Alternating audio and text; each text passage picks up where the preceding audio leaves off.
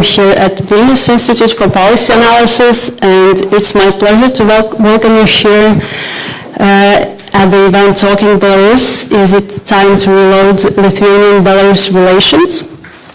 And well, last Sunday there was an election, parliamentary election in Belarus, and tomorrow there will be a state reburial of the leaders and participants of the uprisal of the 1863-64. And also in the context of Belarus, Russia's union state, the Astravets power plants being built on the border with Lithuania, on the context of 500 million loan from China and renewed focus of the EU on the visa facilitation agreement. We're here tonight. Tonight with us is Tatiana Chulitskaya, who is a researcher at Vytautas University and academic director at SIMPA Belarus. On Skype we have Anaïs, who tonight is participating in a capacity of researcher at University of Warsaw, but she's also serving as United Nations Special Reporter on the human rights situation in Belarus. We have tonight with us also Dzianis Kuchynski, who is a member of Public Committee for the commemoration of the 1863-1864 uprisal remembrance. And we also have Marius Laurinavičius, who is a researcher at Vilniaus University, and Marius Laurinavičius, who is a senior analyst at Vilniaus Institute for Policy Analysis. So the structure of our event will go like this. Each participant will have a 10-minute statement, and then we'll move to the discussion, except for Ms. Anaïs, who will have a 10-minute statement, and the questions will go right after the statements.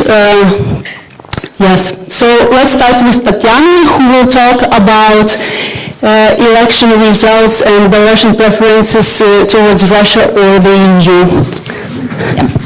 Hello, thank you everybody for coming and joining us today.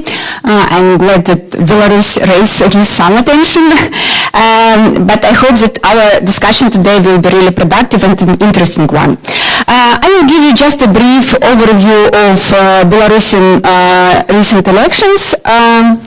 Okay, just one moment. Okay, yep.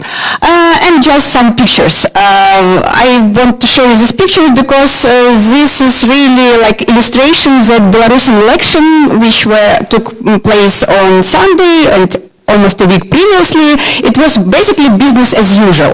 Why I'm claiming so? First of all, you may see that it's really what you see is a process of vote counting. You may imagine something else, but it's vote counting. And in principles, if you are observer, you will see exactly the same picture. I mean, you will see this rally of backs, of female backs. Sorry, I don't know how to make it more politely, but you will see all these women staying back to you, and you will be, like 15 meters out of them and see basically no ballots, and so it's usual business. But basically, Belarusian elections are really holiday in Belarus. On polling stations, there will be a lot of music, there will be cheap vodka, nice food, cheap food, there will be like children singing, but also this time it was really wonderful event when there was like psychologist consultation on one of polling station. I mean, like if we put it more seriously, authorities tried to make everything to attract people to come to polling station on the day of elections. And basically they achieved their goals. The voters turnout was 77%, so it's really high, 77%. But there was really, as usual, mass early voting, so almost 36% of Belarusian citizens, they voted till the main day of voting, I mean till the Sunday, so 36%. Early voting is really popular one, and there were a lot of reports how students and those who are, like, for instance, like teachers or those who are working in some enterprises, they were forced to come to polling stations and to vote in advance. Also, if we look further a bit, we will see, sorry, it's in Russian only, I do not have it in English, but I will explain it. Basically, all elected candidates, they have high education as usual. The average age is about 50 years old. There are a lot of women in the parliament. There are almost 40% of women. And also traditionally, neither Western Election Observation Mission nor European Parliament or US accepted or evaluated these elections as democratic or fair ones. So basically all evaluation of these elections are negative from the Western side or from the democratic point of view. But also, as usual, from the point of view of Commonwealth of Independent States, also of some other observers from the former Soviet states, Belarusian elections were very good organized, everything passed really smoothly, and their reports are really positive. And Belarusian MFA, they also claimed after the elections that these elections were like good ones, they were democratic ones, the most the best candidates won the election, and we conduct elections just for our citizens, not for international observers. But some minor differences in this campaign in comparison with the previous campaign. So in principle, some civic activists, they took part in elections this time. There were really interesting youth campaign. There were some, for instance, really interesting civic movement of mothers who are struggling for their children who were like drug users, but in Belarus they really have really heavy punishment for it, like starting, if I'm not mistaken, from 5 years in prison and like more years in prison. So these mothers, they joined in one civic movement and they were like participating in elections. No, didn't win anything, but anyway. In this parliament we will have no oppositional candidates at all. In the previous parliament there were at least two female candidates from opposition. This time there is no one. Officially they claim that there are like oppositional candidate from Liberal Democratic Party, but it's not a real opposition. And also what is interesting, there was a really heavy campaign against national observers. I mean those who were observing elections, I mean human rights defenders, but also partisans members. They were on polling stations, and there were a lot of claims from electoral committees that they are behaving themselves not in a good way. And also President Lukashenko, on the very day of election, when he voted, he said that he will, I will tell it in Russian and translate, оторву голову. He said that he will tear up their heads of those observers who interfere in the works of the commission. So basically now we have a new parliament, but my point that it's just the same as it was before, or even it is a bit worse from the point of view that there is no opposition at all. I will stop with the parliament here, and I will give just several words on the attitudes of Belarus towards Russia and towards European Union. Sorry, I have really like two big topics, but I will try to be shorter, but tell me if I'm wrong. Okay, these are not like my research, but these are researches of my colleagues from Belarus and not from Belarus, but just some words about general perceptions of the EU, of the European Union in Belarus. In principle, if we look at the result of opinion polls in Belarus, we could say that in principle, Belarusians, I mean, like citizens, they are aware of European Union. So, as I said, just 2% of Belarusians have never heard about European Union in principle.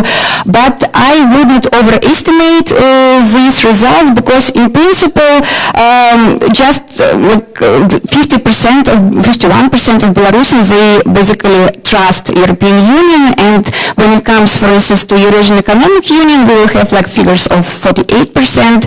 And it's also interesting that NATO is getting like the less. I mean, but it's understandable why. But still, like NATO has just 19% of trust. In principle, Belarusian citizens, they really enjoy and appreciate all financial support, but at the same time they are saying that Russia, in principle, they support Belarus much more than European Union does. And the next, just several points here also, that the main positive effects which like Belarusian sees from European Union, they really want European Union to strengthen cooperation in some economic development, to develop like tourism, to develop some cooperation and people-to-people meetings, but they do not see like European Union as a really like power which should put some values or something like this. But European Union itself, I mean, if we analyze communication of European Union, we will see that European Union like really following another path. European Union is persuading Belarusians that they should be democratic, they should have like really democratic values, and they really put these normative messages to Belarus. And so basically, when we see this like expectations of Belarusian population and what European Union promises to Belarus, we see quite unequal expectations from both sides.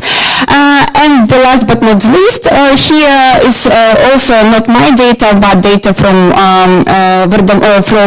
Verdomatsky, from Andrei Verdomatsky from Warsaw. It's recent data he presented here in Vilniaus during Belarusian Congress.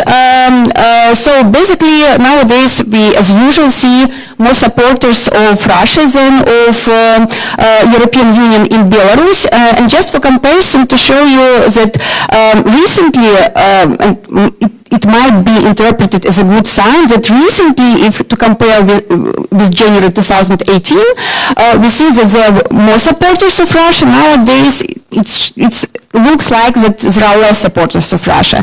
But we shouldn't be too optimistic here, while if we just like see the data starting from 2005-2013 and analyze, we will see like average numbers that like 43% of Belarusians, they were always supporting Russia, and approximately like 39 were supporting like European Union.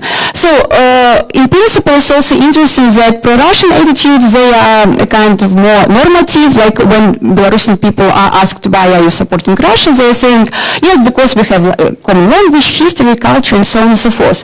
But when it comes to European Union, so they are saying that so we should be together with European Union because like we want to live better, we want to have like visa facilitation, we want to have like more job opportunities, and so better economy, and so on and so forth.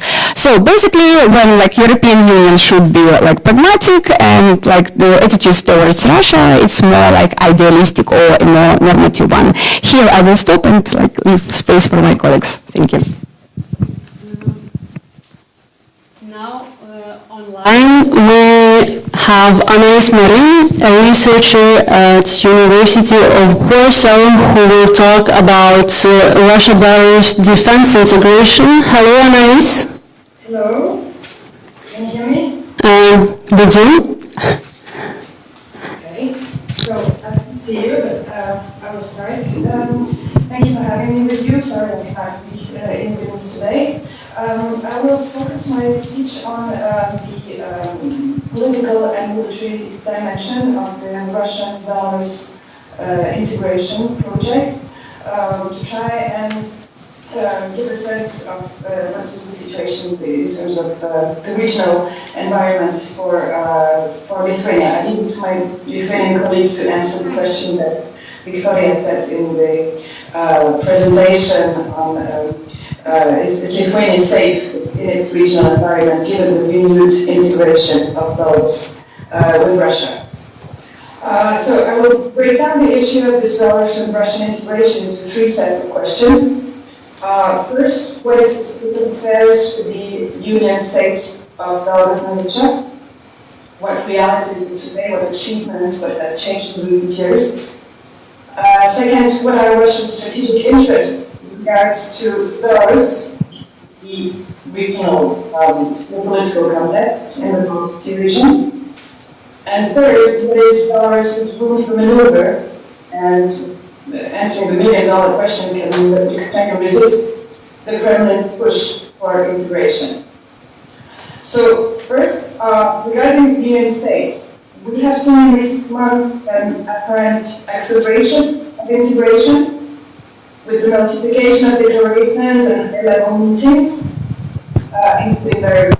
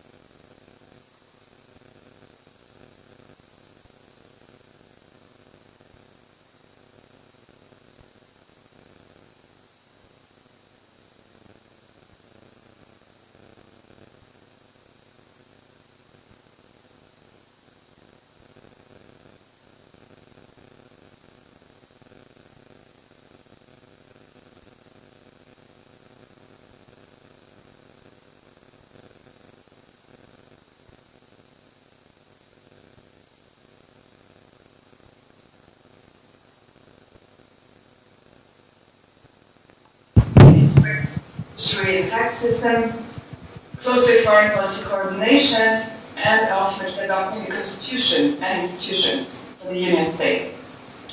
1 year ago, Prime Minister Medvedev presented this option, deep integration, not stateful, as the only one that would provide the assurance of both economic conditions for governments in terms of benefit centers and access to markets. Anaïs, would it be possible for you to speak closer to the microphone? Sure. Yeah, my microphone is at its maximum, sorry. And second, that would be the only way for a possible increase of Russia's subsidies to Belarus, which have fallen drastically for the past years. Belarus, for its part, sticks to its positions. Lukashenko thinks that building an integrated union should start with the foundations, with the economic integration. It wants to create first an integrated single market that would include hydrocarbons. Therefore, Russia's postponing of the integration of the Eurasian energy markets until 2025, or even later, is not acceptable. Lukashenko often reiterates that sovereignty is not at stake. And so far, that shows to be off. In the middle of the field, for example, the first joint approach involving state private needs of the Belarus industrial complex.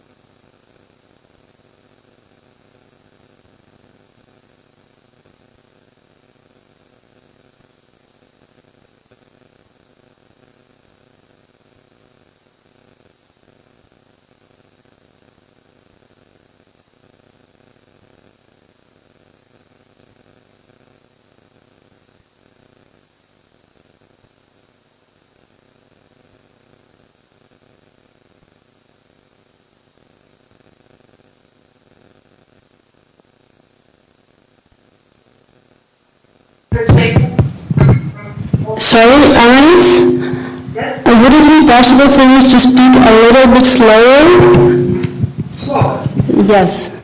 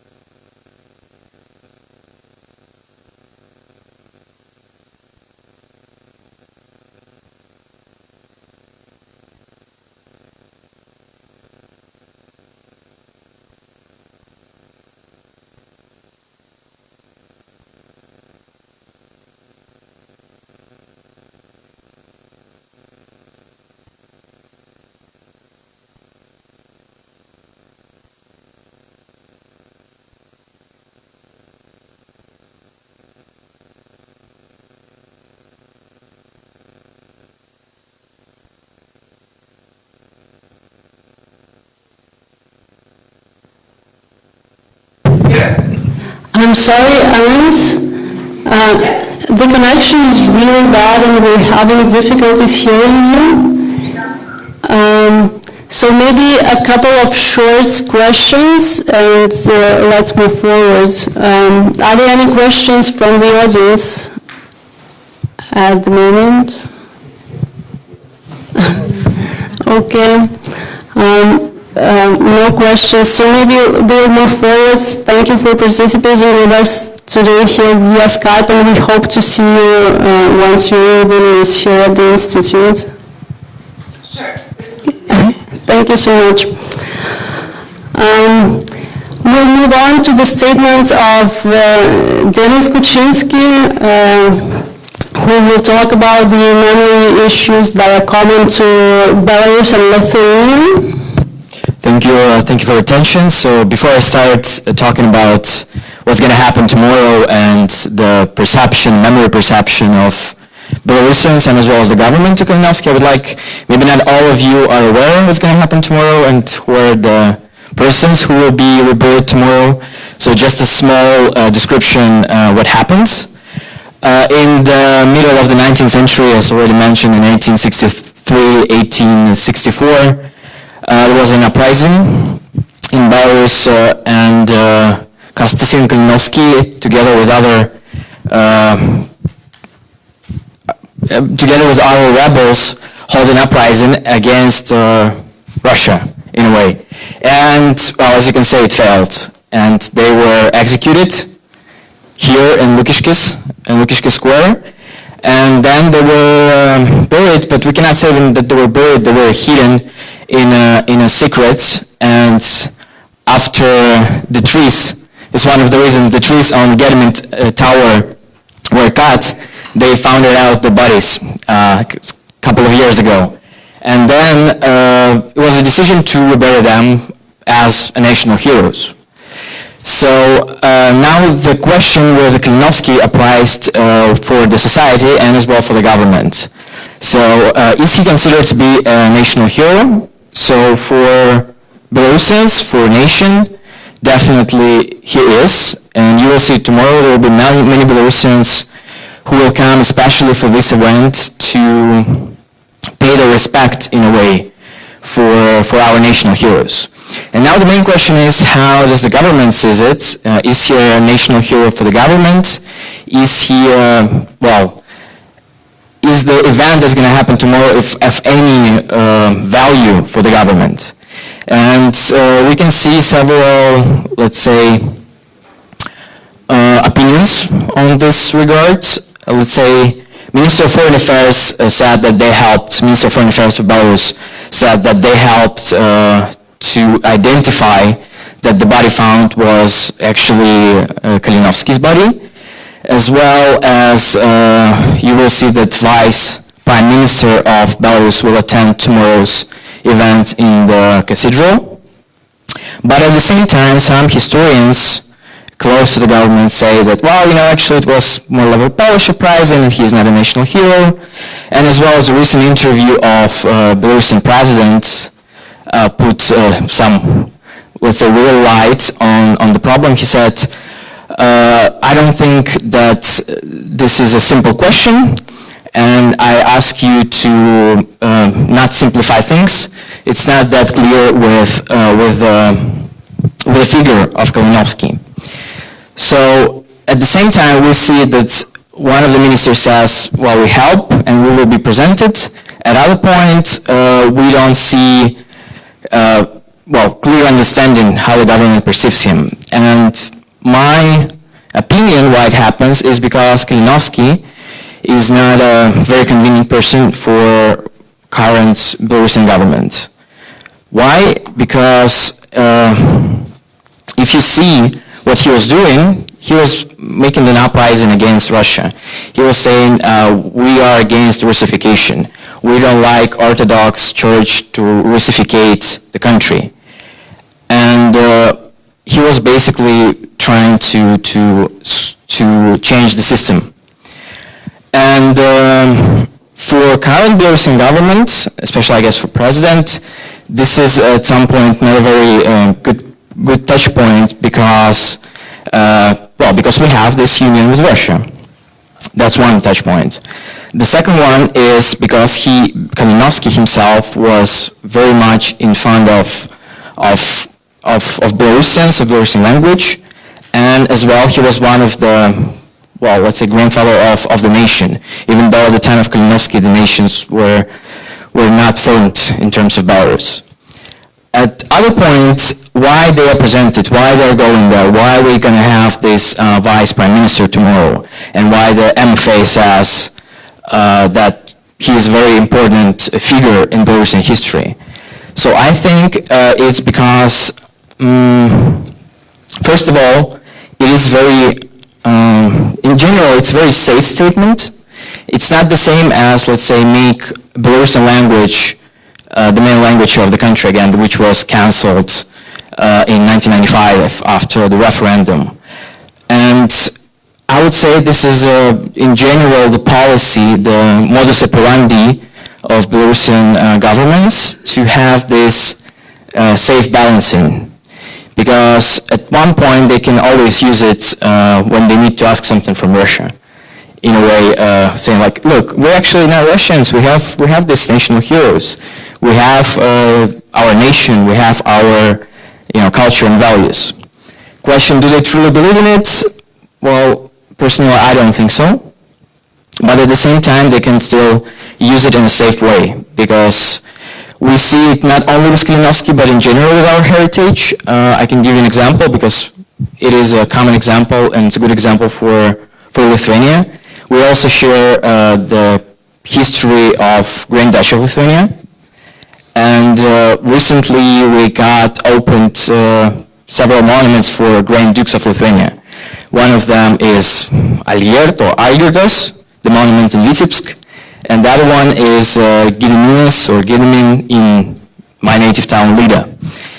And those are not the figures that are popular within our history. We don't have in Belarus the prospect named of Gediminas. We don't have prospect name of Kalinowski. So those are not the frontmains of our history.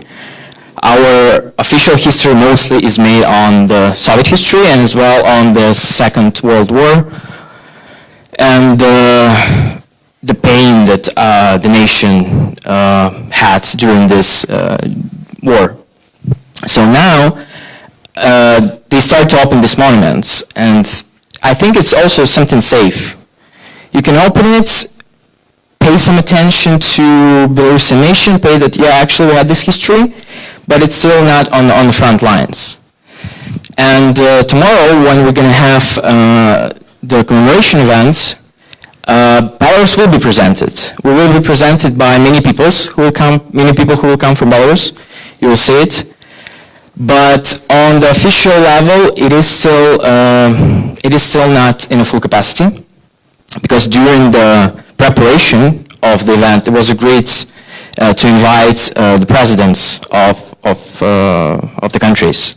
And only presidents will have ability to speak.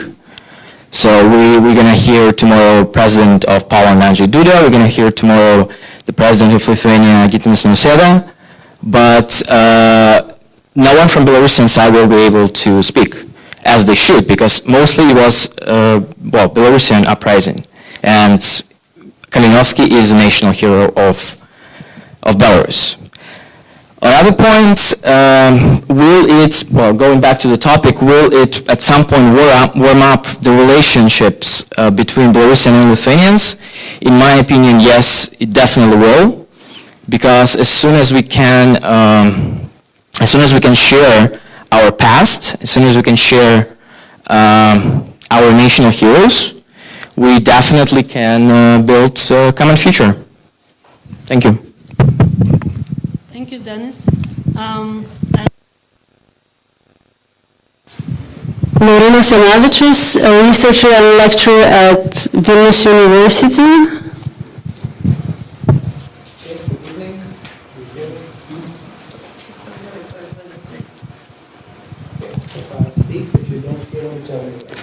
Maybe let's exchange the microphones.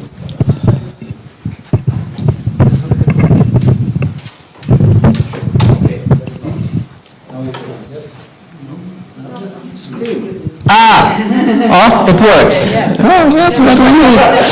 Yeah, it's like it. Okay, so going directly to the question, is it time to reload Belarusian-Lithuanian relations? It's a wrong question, I would say. I would rephrase it into the question, maybe even into the thesis, is it time to adopt Lithuanian-Belarusian relations to changing geopolitical, economic, cultural, and all other kind of circumstances? And my answer to that question, is it time to adopt? Yes, because we always have to adopt. It's very difficult to have one kind of policies and stick to those policies for many, many years. Time changes, things changes, circumstances change. So this is actually what's happening in the region at the moment as I see that. First of all, changes are happening in geopolitical, geostrategic sphere. They started to change, I would say, back in 2008, 2009. Actually, after Russia invaded Georgia and occupied Ossetia and Abkhazia. Why it has changed, especially in relation to our question, changes happened because Lukashenko didn't recognize Abkhazia and Ossetia. It was first sign that something is not quite well in that strange union or relationship between Russia and Belarus. Because usually when we, in Lithuania especially, when we look at relations between Lithuania and Belarus, we interpret those relations through the Lithuanian-Russian relations, because Russia is here everywhere, around every corner. So Belarus usually and mainly is perceived as, not formally, but integral part of Russia. Military, of course, economically, also culturally and politically. So what happened in 2008-2009 was a first sign that, yes, Belarus is very strongly integrated economically and very strongly dependent on Russia, but Lukashenko is a strong political player by himself, and he has quite often specific agenda which is different from Putin's agenda or Medvedev's agenda, anybody's in Russia agenda. Later, what happened later? Later happened Ukraine, which was actually a turning point, not only in Belarus, but also in Russia. What's happened after Ukraine? So once again, Lukashenko didn't recognize Crimea as a part of Russia. If you follow his statements regarding events, what's going on in Russia, he perceived that as a threat to Belarus. because Ukraine is a Slavic country close to Russia, Russia as a defender of Slavic world, Russian world, and so on. Despite all declarations of brotherhood and so on, they occupied friendly territory from a friendly country. It's a problem, and for Lukashenko, it also became a problem. At least he was afraid of possibility that something gonna happen to him as well. So what he did actually, he started to at least speak about alternatives to Russia. He hasn't got too much freedom of maneuver when it comes to very practical steps. It's not easy for Belarus, for Lukashenko, just to turn his back to Russia and find new partners, because of his regime domestically, because of all dependencies which exist between Belarus and Russia, and many other factors. However, his discourse perhaps has changed. He started to look for alternatives. So what does it mean to look for alternatives? To look new, partners who would be willing and able to contribute to his presidency, to stability in Belarus with Lukashenko as a main warrant of that stability. So it's important to understand that in Belarus, and for Lukashenko, his regime's stability is goal number one. Everything else is related to that, and how you make your policies depends on how that affects stability within the regime. So events in Ukraine, events in Georgia kind of threatened that warrant of stability which was coming from Russia, because Russia appeared as not so reliable partner and sometimes even as a threatening partner. So there was a need to find new partners perhaps. One was China, of course. Belarus has strategy. It comes to economy, but usually it's possible to follow that strategy in politics as well. It's called 30-30-30. So being 30% dependent on Russia, being 40% dependent on West, being 40% dependent on Дальняя Друга. I don't know how to translate it into English. China, actually. To put it simply, China, Iran, Venezuela. Strange countries, but anyway. And he's trying at least to kind of implement that strategy. On the Russian side, then Belarus started, to look for alternatives. Bells also rang somehow. Because in Russian perspective, Belarus is dependent, but it's also important country, important for strategic and geostrategic issues first of all. It's a buffer against NATO. It's a buffer against West. So for Russia, it's necessary to maintain control, military first of all control, strategic control of Belarus territory. Just because if a war happens between West and Russia, it will go on through territory of Belarus. This is actually also a reason why Lukashenko doesn't want to be kind of involved into very close military cooperation with Russia. Just because Lukashenko doesn't want to fight other wars. He had said that many times. If you look at identity of Belarus, it's related to Second World War. How is Belarus presented as a victim of someone else? So if something happens in relations between Russia and West, once again, Lukashenko doesn't want to be the field where war is going on. So this is why actually his current policies is leading towards so-called Helsinki II or neutrality, to put it very simply. So looking from Lithuanian perspective, once again, our threat number one is Russia. This is actually where our interests are common. We both, to different extent, but actually we are both afraid of Russia. What does that mean for strategic relations? Because it's only one sphere. We can talk about democracy, we can talk about values, we can talk about economy. I'll touch upon that a bit later.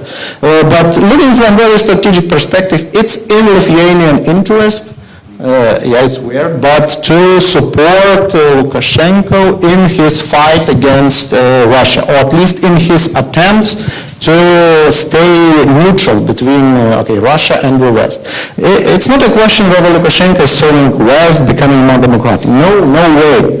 What he's trying to do is trying to find some place between two big neighboring players without attaching himself too deeply to any of them. So from this point of view, yes, it's time to adapt to those changing geopolitical circumstances. Of course, there are caveats for that. Yes, we have Ostrovets. Yes, we have value question, democratic issues, and so on. So they are big obstacles in kind of changing, especially domestically in Lithuania, our relations with Russia. In economic terms, once again, we have quite good relations. Our trade is big. Our port is dependent on goods coming from Belarus. Once again, if Belarus is integrated more closely into Russia, what would that mean? That would mean, very simply, Uralkali, which is a Russian company, takes over Belkali, which is a Belarusian company, and potassium fertilizers, which are currently going through Klaipėda's port, would go through Ust-Luga, St. Petersburg, or somewhere else. So even from economic point of view, in a longer-term perspective, it would be kind of beneficial for Lithuania to do something in relations with Belarus. Okay. I'll stop that because I have much more things to say, so maybe we'll be... Thank you, Linas. Yes, during discussion. Now, Marius Laurinavičius, Senior Analyst at Vilniaus Institute for Policy Analysis. Yeah. Thank you, Victoria. Good evening to everyone. I will also step right into discussion, but I will start from so-called elections in Belarus. And I always encourage all the people not to talk about elections in Belarus and Russia, because there is no such thing as elections in these countries. And we are misleading. It's nothing. It's not to offend Tatiana or anyone, but it's really misleading because among us experts, it's among us experts. Among us experts, we of course we understand that these differences, but when we talk, especially to the public, I'm not sure that that all of our audience understand the difference, because it's really there is no such thing as elections in Russia and Belarus. And that's very important to explain to the audience. But now about this Lithuanian-Belarus relations, I love this discussion with Laurinas. We always have it. My perspective is not even slightly, I would say, very different. I would say, first of all, I should say that I look, as Laurina said, I look into Belarus through the lenses of Russia. Because my main point of research is Russia, and I really do a lot of research on that, and I really look into Belarus through these lenses. But for me, as I see, unfortunately, it's really unfortunate to Lithuania, to Belarus, to all our friends and allies. Unfortunately, Belarus is a Russian province with a very big autonomy of personal autonomy of Lukashenko. Even talking about these things which were named by Laurinas, let's say, non-recognition of Abkhazia and Crimea. Okay, there are statements of Lukashenko that he is not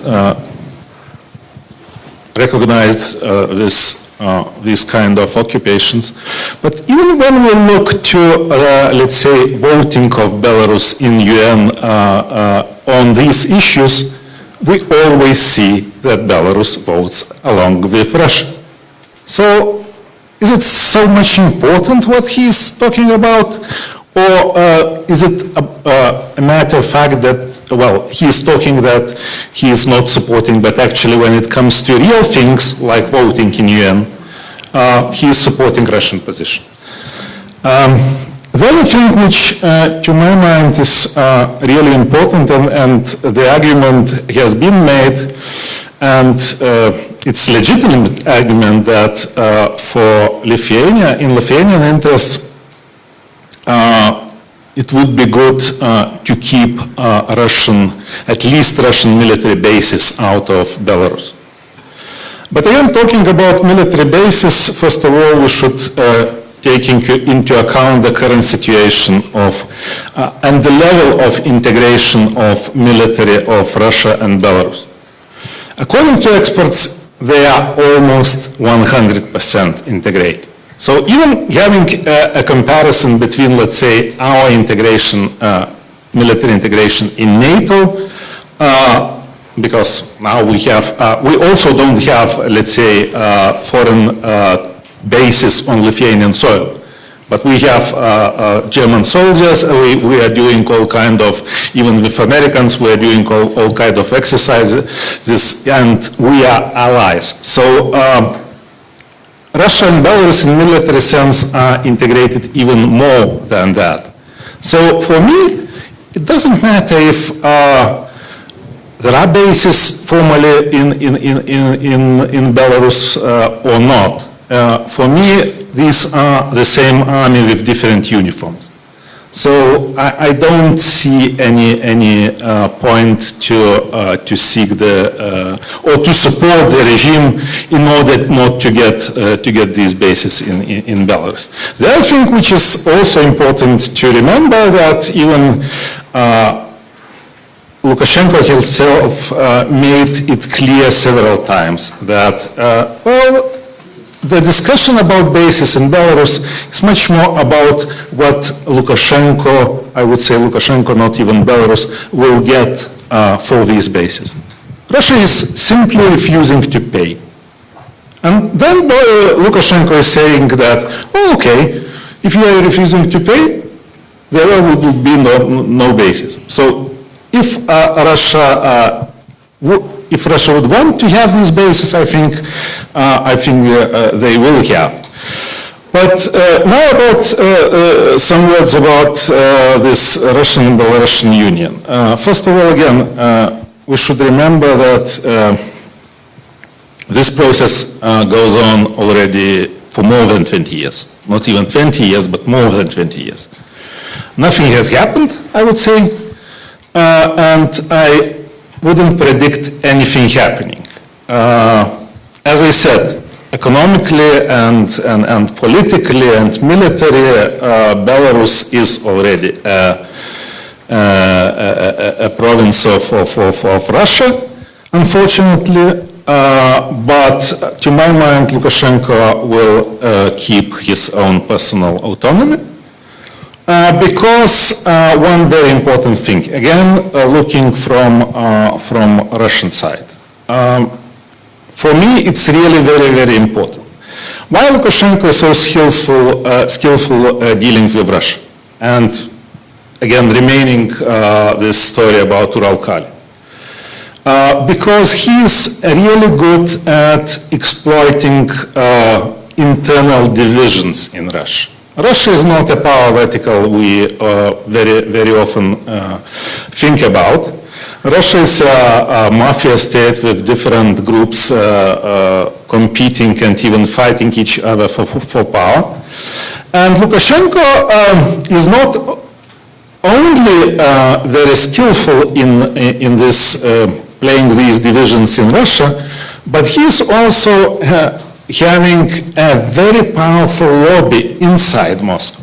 And then when I look at this lobby, I will tell you, let's say, at least 4 names, which are very closely related to Lukashenko. This is Mr. Gutseriev, Mr. Gref, Sberbank, Mr. Mazepin, very much related to Uralkali, and Mr. Chaika, whose son is a personal friend of the son of Lukashenko.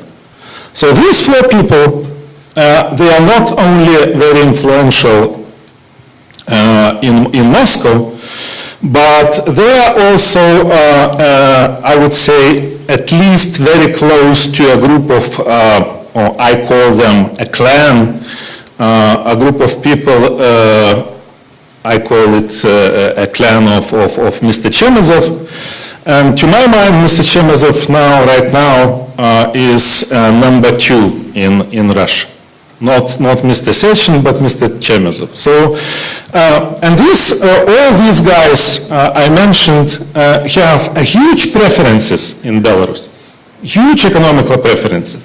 So, looking from a Russian perspective, why should these people who are really influential and connected to such a influential guy as Chemezov, why should they be interested in integrating Belarus into Russia and losing all these preferences? Because if Belarus would be integrated, then other groups would came in and take, or at least try to take these preferences from them. So this is very important question to answer. So there I will stop and let's start our discussion. Okay, thank you, Marius. So let's get back to elections. You know, there was this joke when Dzianis Kuchynski became a president going on in the internet. It went like that. Lithuanians have a new president, Nausėda, and Belarusians have a president, Navsėda. So, you know, in the context that Nasha Niva gets 106 out of 110 new parliamentarians, and OSCE deems elections non-transparent and disregarding fundamental freedoms, and that Lukashenko's 22-year-old girlfriend was also elected as a member of new parliament. Is there something new that this election showed to Belarus or to the world?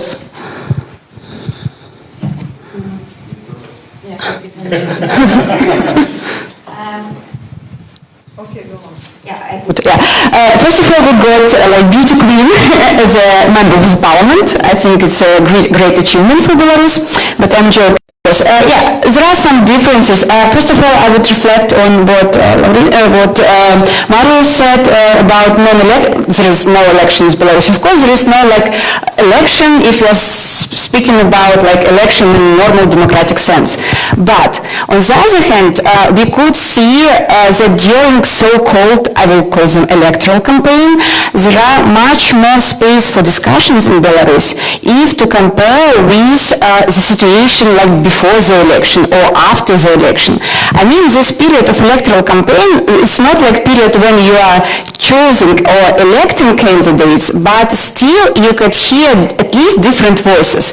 The voices you will never hear during the other period. So from that point of view, I would say that at least from the point of view of creating of this discursive space, of creating space for discussion, this campaign, they really make sense, even if they are not elections. Something new. There are some points which are really a bit new. One of them, it's not my idea, but I support it a bit. During that campaign, it was quite interesting that Artyom Schreiman pointed it, that there were a kind of pro-Russian critics of Lukashenko, and it was for the first time, basically. There are some people now in Belarus who is trying to criticize Lukashenko, not from opposition point of view, from the point of view of national history or something like this, but from the point of view that Lukashenko doesn't follow this, pro-Russian path as he should. And I think it's a kind of a new development. I mean, we should have a look further at it, but it's quite interesting one. Maybe basically that's the only one I could say. Any other opinions on this question? Just one reaction. I should... Marius, the microphone.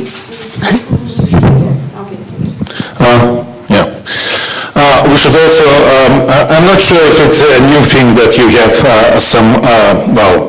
somebody is speaking against Lukashenko from Moscow, because we shouldn't forget that these films on the prime time of Russian television, which were called, how it was about Lukashenko? Yeah. So this is it's the history repeats sometimes, and this is really nothing new, I would say. And there are groups in Russia who are against Lukashenko. There are groups who are for Lukashenko. So it's nothing new to my mind. If I may, I said that there were national groups inside Belarus who were criticizing Lukashenko from Russian pro-Russian positions, and it's a new one, I should say. And also, I will add here now, there also was interesting development when there was blogger, young man from his name is Nechta, yeah.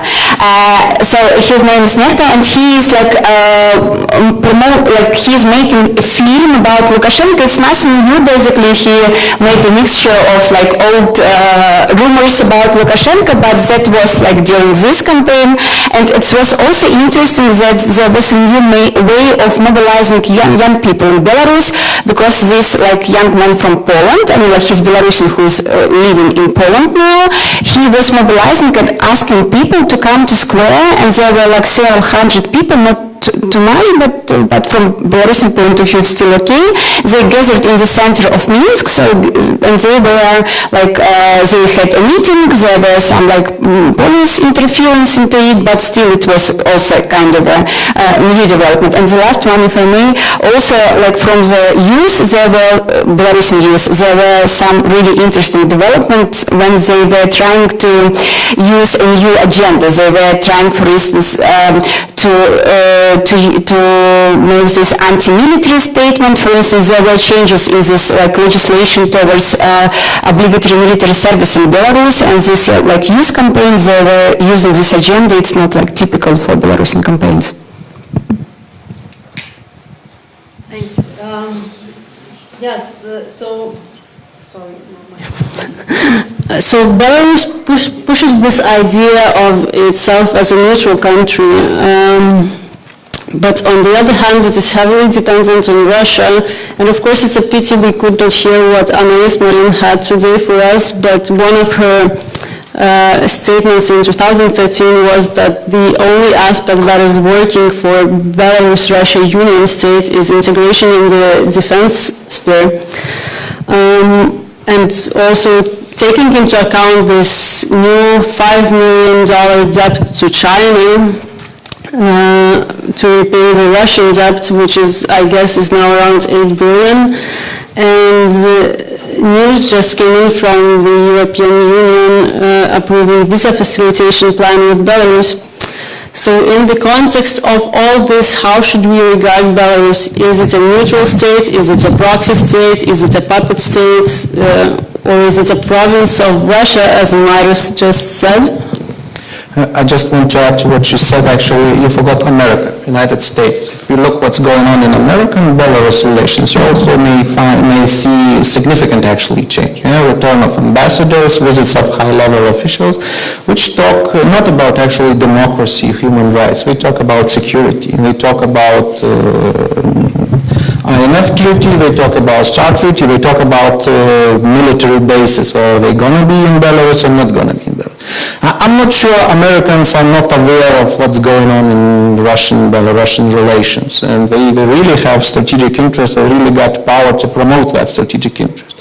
And the fact itself that Americans, as I understand, they are very supportive to that idea of Belarus being neutral country, buffer country between the West and Russia is not significant, actually. Yeah? So I really think that this is what confirms what I'm saying. Yeah? That has nothing to do with elections, with domestic policies anymore. It's on a geostrategic level, and it's happening. INF treaty was terminated, START treaty is coming to an end next year. relations between Russia and America directly, they are not getting better. So there is a need for Americans at least to do something in this region, to prevent further escalation perhaps of conflict. So Belarus plays a role there. If you read analysis by American think tanks in different centers, almost all of them, they talk that there is a need to engage Belarus somehow. There is a need to make it neutral, not only Belarus, Ukraine as well, but we talk about Belarus. So strategically, there is a shift. There is a global shift, I would say. And this is Lithuania is not a global player for sure, but we may take advantage of that change or shift. We have to put ourselves into the process, because if we do not do anything, we would continue to be just an observer of one of the biggest neighbors with which we share important economic, at least, relation. So this is actually big and strong, I would say, argument in favor of doing something somehow, being involved in the process which is happening at the moment. But isn't neutrality in such dependency on Russia a wishful thinking? It's neutrality, yes, to some extent. Yes. Microphone. So to some extent, yes, but it's not how they say, carved in stone or something like that. Yeah, things change. Yeah, and the fact that yes, even Lukashenko is talking about importing oil from the United States, not directly but through, is indication that things are changing. Yeah, Lukashenko is flirting with Zelensky. Yeah, we have even common military industry. They produce weapons. They create polymers with China, which is against cooperation with Russia. Russia is trying to get rid of dependence on Belarusian these MZKT, which is producing, I don't know how it's big things which are needed for Iskanders and other missiles, actually. So they are trying to, if we believe that there is big love and Russia or Belarus cannot escape dependence on Russia, the facts show that there are discrepancies and problems in those relations. So our goal, I would say, our task is to contribute to that, to help Belarus to make those differences bigger. Very simply, very strategic. And again, there is a long-term financial dependency which goes through the energetic exports of Russia to Belarus, and mostly due to that, Belarus is dependent on Russia about 60%, maybe even more, of its financial income. And this is going on for a very long time now. So is it realistic to think that diversification will happen now, and what leads us to this conclusion, if there is one? I would pose the question differently. It's alternative, actually, point of view. So would it be... Would it be kind of realistic for Russia to cut off all financing, everything from Belarus, and to make it collapse? Would Russia need that?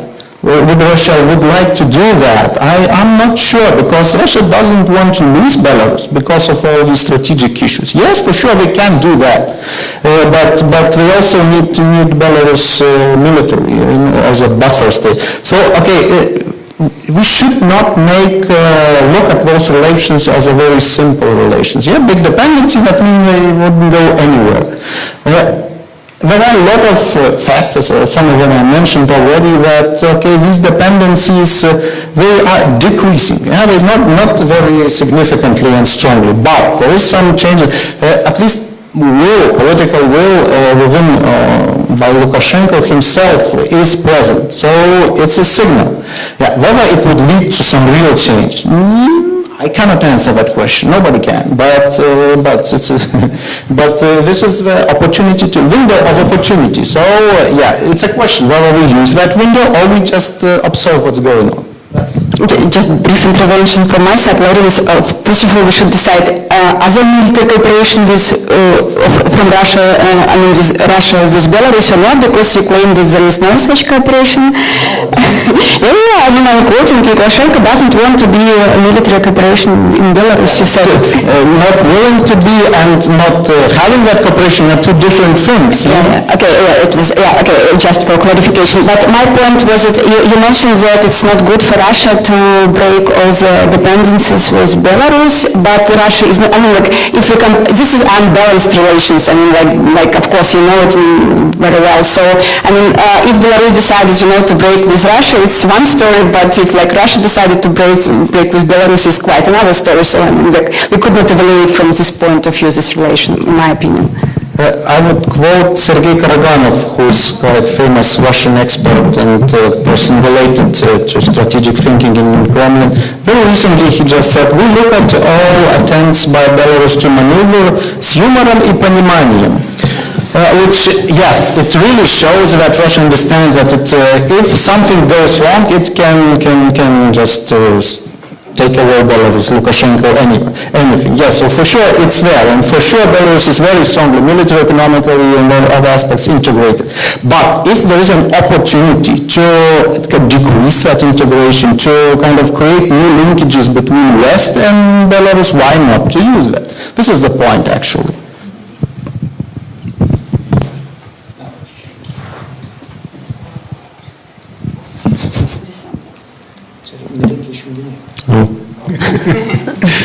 Well, from my perspective, I really don't see any chance of change. Yes, I agree that geopolitical situation have changed in terms of not only United States, but European Union is very much eager to change something, and I can tell you even now, we are asked, Lithuania is asked to be more active or to participate in this changing environment, actively participate. So if it's such kind of involvement, well, okay, we can consider. But if we really think that we can change something, to my mind, it's naive. But what's for me is much more important, and in this discussion is not touched yet. This is this dialogue or new relations or anything is not only an opportunity to change something, let's say, as Laurina said, and well, if it would be possible, I would be 100% for. I just don't see any possibility. But the thing is that this new environment, including in Lithuania, is already used by these people who want to increase Belarusian and, I would say, at the same time, Russian influence in Lithuania. Look at the statements of these people related to business in Klaipėda port. Look what has been done with this company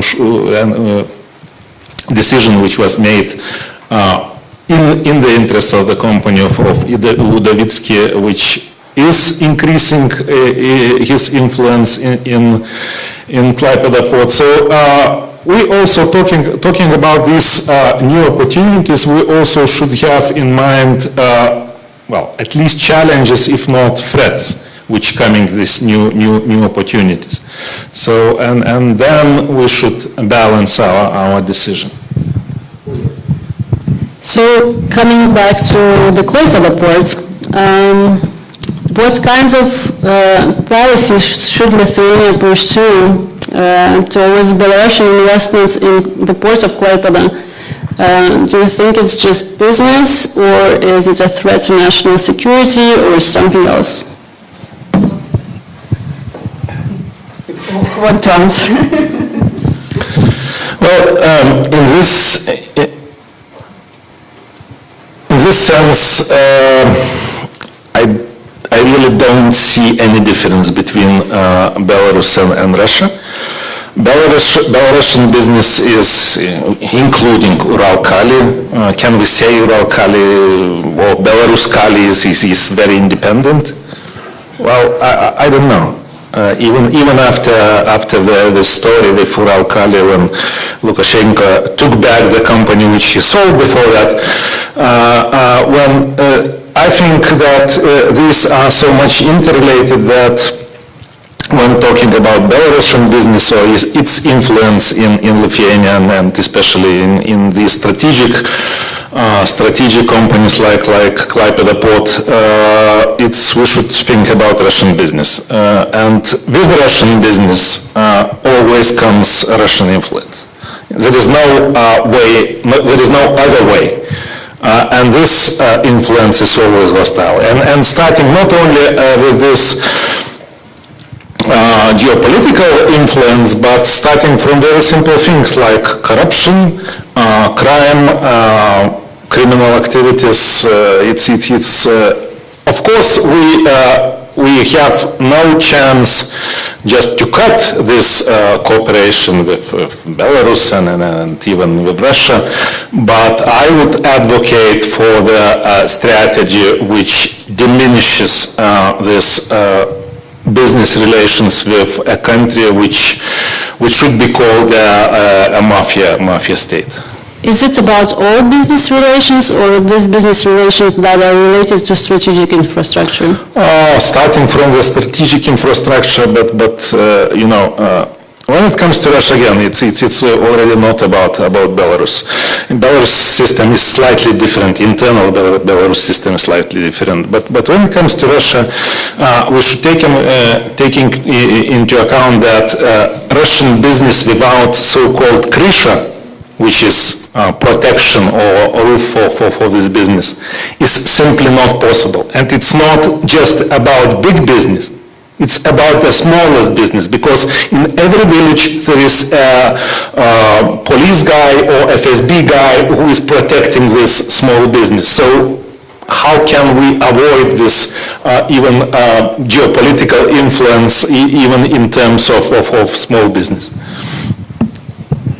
By saying A, we should also say B. What Marius mentioned is an issue for sure. We have to be concerned about that, but it's our domestic problem. If we are not able to track corruption, if we are not able to track influence, so we should kind of disconnect from the world, because in the global world, Russian influence may come through America or anywhere else. If we talk about Klaipėda Port, Belarus actually is the main gate which provides goods and transit goods for Klaipėda Port, because Latvians, they have their own ports, Poland, they have their own ports, Kaliningrad, Russia, we all are competing for goods, actually, to put it simply. Yeah, so from my point of view, Ukrainian goods are coming through Belarus. Yeah, so it's impossible to close or even diminish relations with Belarus, especially in Klaipėda Port. Belarus also needs that port. Yeah? Lukashenko needs that port because a lot of money, revenue which he's getting from West is because of Klaipėda. Yeah? It's the cheapest, closest, and best logistically way to Belarusian port number one. Yeah, so yes, I would say, and Klaipėda's port economically is interested for sure for having more goods, building additional capacities at the moment to increase the presence of those goods for Belarus. Yes, there are issues, challenges with what Marius said, related to what Marius said. Yeah, but it's our domestic problem, so we have to create specific, clear, transparent rules and follow them. If we are afraid, so then we lose both politically, both economically, I would say. So it's a question to discuss for sure. And China needs this port too. It's a really good discussion, but it's, I also agree with what Laurinas has said, but we should also have in mind that, talking about internal domestic problems, there are very good examples of transparent Western or even Scandinavian banks, Swedbank and Danske Bank, and Russian money coming from them. This is the best example how it works. So when somebody says that we should just care about our domestic rules and transparency, I'm not sure if it's possible. It's not even Latvian banks, but these banks were considered both just Scandinavian banks as such, and these two banks particularly were considered the most transparent, or the best, and now what we see that Russian money were laundered through these banks. So what you're suggesting, actually becoming North Korea? No. Because everybody is corrupt around us. So, let's go back to agriculture, hunting, honey-making. Yeah, but this is a real question. Yeah, of course there are threats all around and everywhere, but so are we kind of brave enough to face them, or we just disconnect? Okay, in a similar manner, let's pretend we're naive political citizens. And if elections in Belarus were recognized as non-transparent and democracy and transparency are fundamental values of the EU, in your assessment, my Belarusian colleagues, why does the European Union pursue further strengthening of the relationship between EU and Belarus?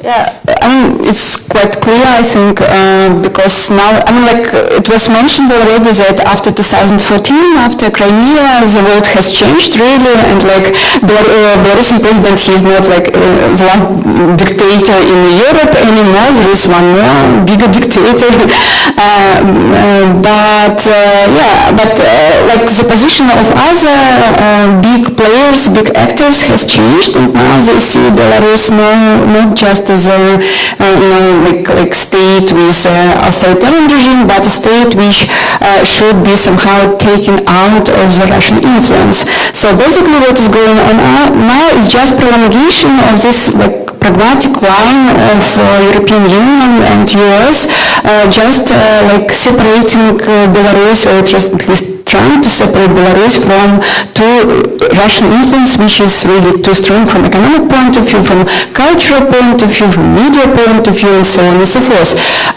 But basically, this visa facilitation question, I think it's really good development because this visa facilitation will ensure people-to-people contact, and people-to-people contact is the best way to somehow to deal with Belarusian regime, because it will mean as a result, in long-term perspective, openness of regime anyway.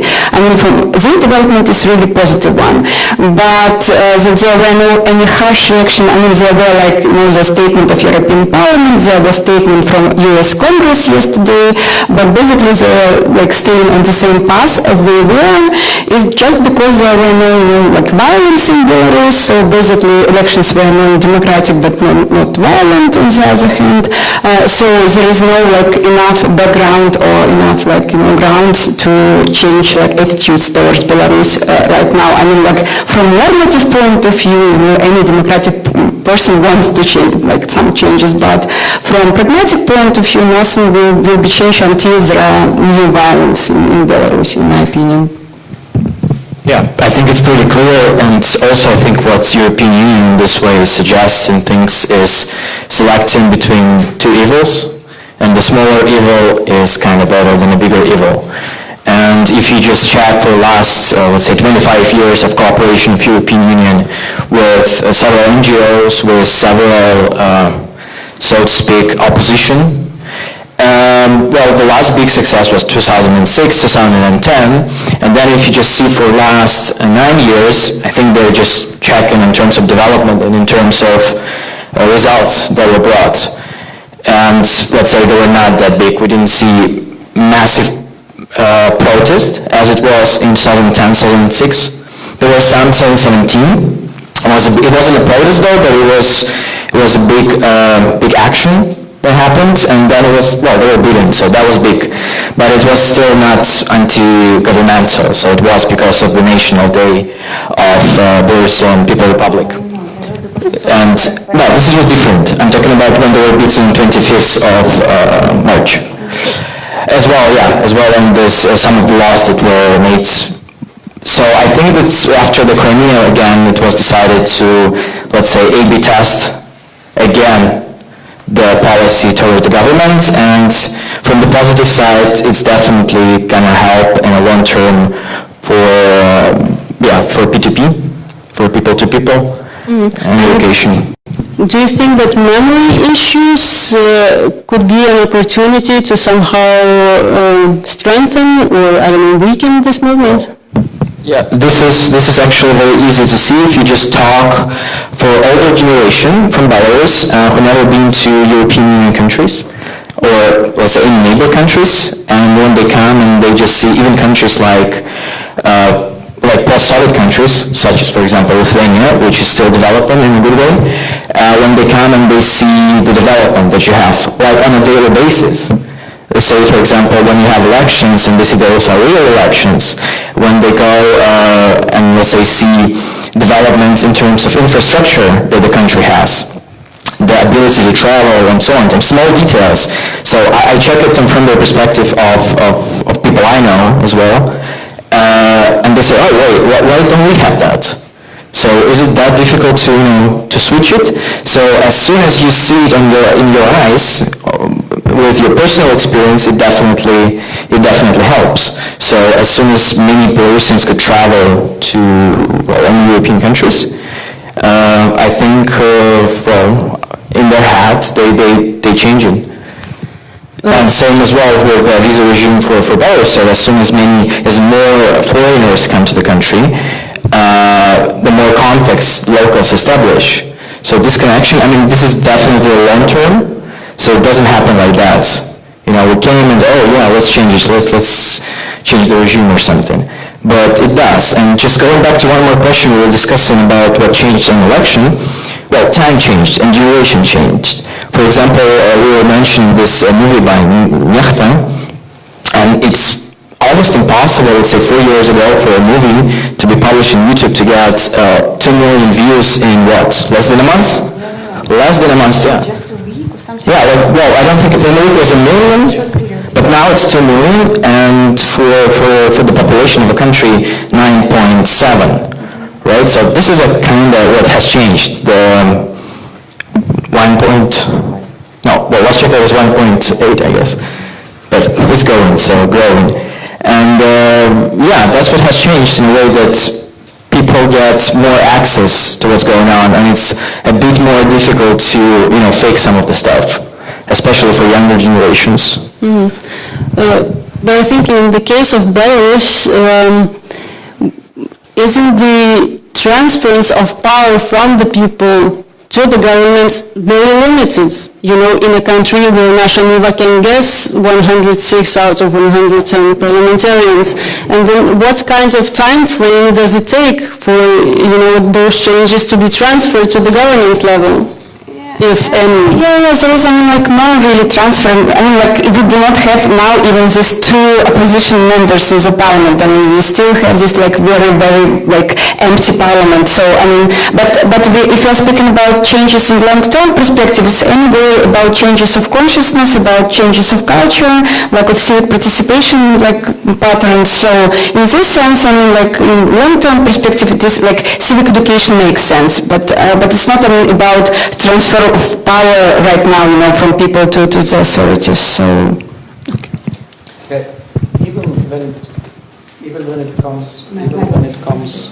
even when it comes to civil society development, so is it which kind of environment is better for survival of civil society development? Russia and Belarus, or Belarus and European Union? Very simple question. Yeah. So naturally, it's much easier. It's better for civil society to have as much as possible cooperation with EU, because if we cut off the ties, if we just kind of distance ourselves from Belarus, vacuum does not remain vacuum. Yeah. Someone will come in, and the one who will come in is Russian, and we know what's going on with civil society in Russia. So the same going to happen in Belarus. Yeah? So it's simple. Just in civil society, I couldn't miss it. Because of this pragmatic approach nowadays, from European point of view, from American point of view, there is actually less support from grassroots civil society. There are more support to Belarusian state and to more institutionalized initiatives in Belarus, but less support to civil society. And I would agree here that it's not good for civil society in Belarus, and it creates a bit more space for manipulation with people and with those people who could be somehow susceptible towards Russian influence. Thanks. Let's open up the floor to questions.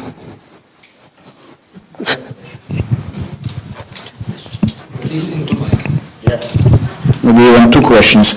The first question is about when we spoke about civil society involvement with the EU. There is another organization, there is a Council of Europe, and we know a recent scandal when Russia was returned to the Council of Europe. Then in the Council of Europe we have such a fellows as Orban. Observers are usually from the Trumpian kingdom as well. So we have observers from the Vatican, the absolute monarchy without any sign of democracy, so like North Korea probably, system-wise.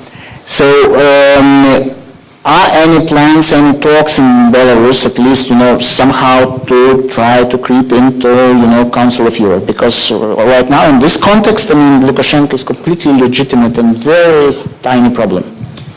So this is the first question. The second question is about, let's say, cooptation of the elites with the elections. Though some of our presenters were saying that there are no elections, but when we look at how many new members were coming into the parliament, you realize that there is a kind of cooptation of the elite, where the elites are changing in a sense. You have the group of people, naturally loyal to Lukashenko, etc., but they're coming into the, into the top, let's say, layer of political elite, and they become well seen. Probably there might be some change of the regime in the future, in 2-3 years, for example, greater powers to the parliament, etc., etc. And when you compare to some of the parliaments in European Union, even in Lithuania, you see that this kind of change is much greater than, for example, in Lithuania. Okay. And I said with the Council of Europe, yes, there is this intention of Belarusian authorities to have at least this status of special status of a guest in Council of Europe, because nowadays we do not have any status at all. So we are the only country which is not inside Council of Europe. But we have really one basic reason why we could not be in Council of Europe. You know it quite well, it's capital punishment. So, when it's capital punishment, nothing will be done. And there is no opportunity to overcome it. And nowadays, Belarusian authorities, there is a discourse that we are, we are trying to find some solution, but, Belarusian people, many years ago, they supported this, capital punishment during the referendum. We could not, change it right now, but we are working on it. But in principle, there is such an intention from Belarusian authority, but it's not Council of Europe is not the main goal, or not really interesting goal for Belarusian government, but it would be good for them to be there. So they're trying to do something, but not a lot. So when it comes to this, elite cooptation and new elite cooptation, there are new people, but they are not new, unfortunately. These are the people from approximately the same circles, even not business circles. They are from the same nomenclatura as previously. They could be young people, they could be 22, but they still, you could be a beauty queen in Belarus, but you are still in this nomenclatura circles. It's not nothing new here. And basically, when we see at the biographies of all this, like MPs, we see that they basically from the either schools or hospitals or like big industries and so on and so forth, I mean state-run industries. So basically, I would not say, I mean like from point of view of quantitative changes, I mean yes, there are changes, but from qualitative point of view, no, there are no. If I may add regarding elites, recently Lukashenko was having a lecture in his presidential university, I don't know.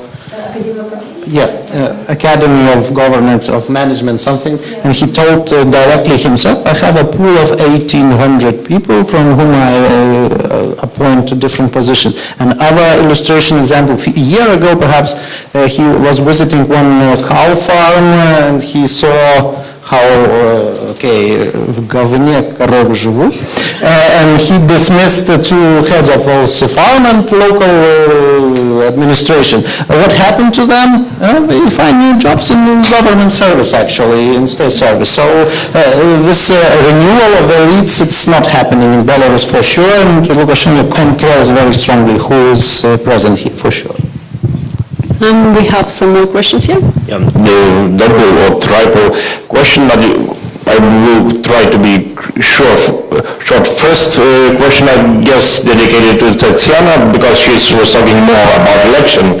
You know, in Moscow, they were used so-called Navalny method this year in the city elections. So I wonder, I don't know details about how many candidates you have. So is there any discussions about that, or is there any technical possibility to use a strategy as proposed by Navalny in Belarus election? Then another question is going south. We know that former president of Ukraine played a religious card in Ukraine, and I wonder if there are any discussions or rumors about that Lukashenko could also use religious tool in his discussions with Russia, because formerly the territory of Belarus was the same religious, how to say, I don't know, just the single territory as with Ukraine. So formally the Church of Belarus should belong to Ukrainian Church and then to Russian Church, according to the Constantinople decision. And the last question is, I remember many years ago, there was so-called simplified regime for the people living near the border. Border traffic. Yes. So is there any progress on that? Thank you. I will start with this Navalny strategy in Belarus. It's not so realistic to use it because like Belarusian regime in comparison with Russian regime is more sophisticated because we started earlier. So and basically they started not to register candidates much earlier than they did in Russia. I mean it was like in Moscow it was one of the first time when it was so vivid. In Belarus they for a long time didn't just register like any candidates which they somehow suspect to be too influential. For instance, during these campaigns, two so-called oppositional members of parliament, Konopatskaya and Anaïs, they were not even registered as a candidates to participate.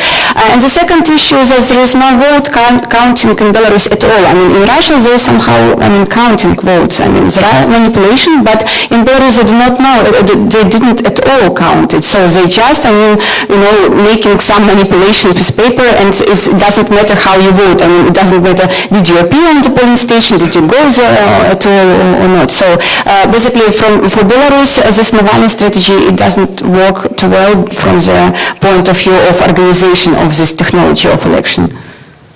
I think I can touch upon the second question.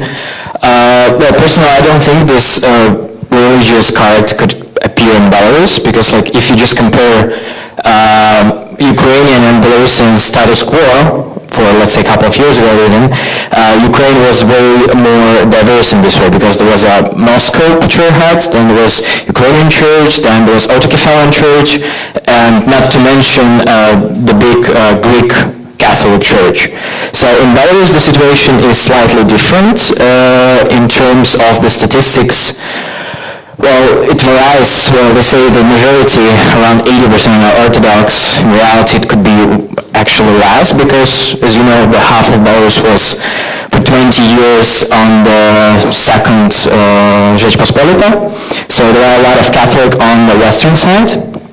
And those are people with, let's say, with more identity. But the Orthodox Church is fully controlled by the Russian Patriarch Kirill. So there is no such thing as in Ukraine, the independent Ukrainian church, to whom you can say at one point, hey guys, let's make Orthodox Church in Belarus Belarusian in a way. So there are very few backgrounds right now to establish it. If the religious card at all could be played, I think it would go for the Catholics, but those have also a lot of problems right now in Belarus. There are several cases where Catholic priests from Poland get kicked out from the country. Like it happens almost every year. Well, there were recent cases as well. So it does have a problem because of the Russian Orthodox Church as well. And it actually very much connects with what I was saying about Kalinowski. There was a famous, well not famous, but very interesting case as one of our chairman of our committee, Anaïs was telling about Kalinowski figure. He was asking one of the Orthodox, in Belarus, one of the Orthodox priests about the discussion of Kalinowski, and he said, yes, before they found the body, yes, we definitely should find the body of Kalinowski and hang him on the square again, one more time. So it shows, in terms of the Kalinowski discussion, how the Russian Orthodox Church thinks about national heroes of Belarus and what has been done. The third question? Regarding local border traffic, as far as I know, so it has been signed, it has been ratified actually by both sides, but in order for it to start working, Belarus should send some information that yes, we agree, and it's already 10 years and they still haven't done that. I believe they are afraid that that would increase that people-to-people contact, that would have that socialization effect on Belarus. So they have that with Latvia, so it's a question. Maybe it's because of Vilnius, because Vilnius is covered by that 50 kilometers area. So the last question for our speakers tonight. One argument for or against, is this a time to reload the relations between Lithuania and Belarus?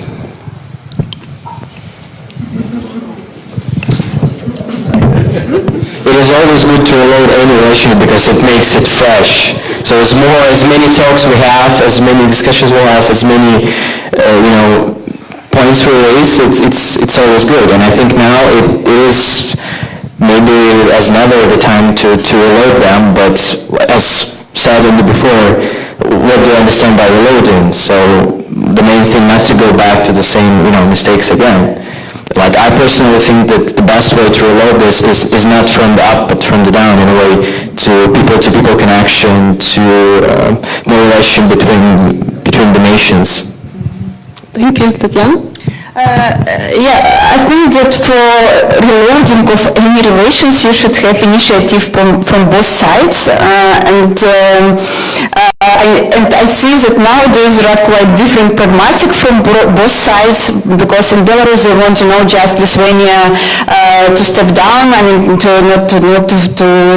too strong to persuade. Nowadays they see Lithuania as the main threat to Belarus in this European Union relation, because Lithuania is really protesting against Belarus because of Ostrava station, and there is the priority of cooperation has not been signed because of Lithuanian position. So Belarusian position nowadays is yes, there should be reloading, it should be pragmatic, there should be economic cooperation, and so on and so forth, and this Ostrava issue should be left aside.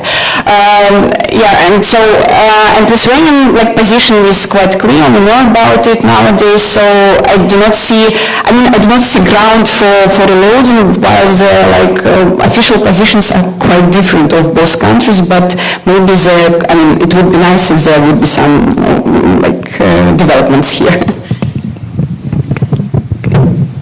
Well, to tell the truth, I don't know the answer to the question, because for me, we can do many things, but first of all, we should at least for ourselves understand what we want to achieve. If we will see what we want to achieve, then we can consider different strategies which can help us achieve these goals. To the point, I don't see what we want to achieve, and that's the problem which prevents me answering this question. Well, the only thing I would like to mention is that for Lithuania, at least for Lithuania, it might be a different perspective for other countries, including European Union and the United States. For Lithuania, considering any relations with Belarus, we should have in mind that this is not just relations with Belarus. Russia is always there, so this should not be forgotten. There's an opportunity to reload those relations. Will it happen? It depends on many factors, and there are problems, of course, on both sides. But there is an opportunity, so it's important. It's not related to question, but it's related to some diplomatic issue. We would be very grateful from Belarusian side if we are called like Belarusian but Belarusian, because we are Belarus, so it's really nice for us, and we would be really grateful for it. Thank you. So, thank you everybody, thank you speakers, thank you audience for coming here. We hope to see you next time, and we hope to talk more about Belarus in the coming months. Thank you so much. Goodbye.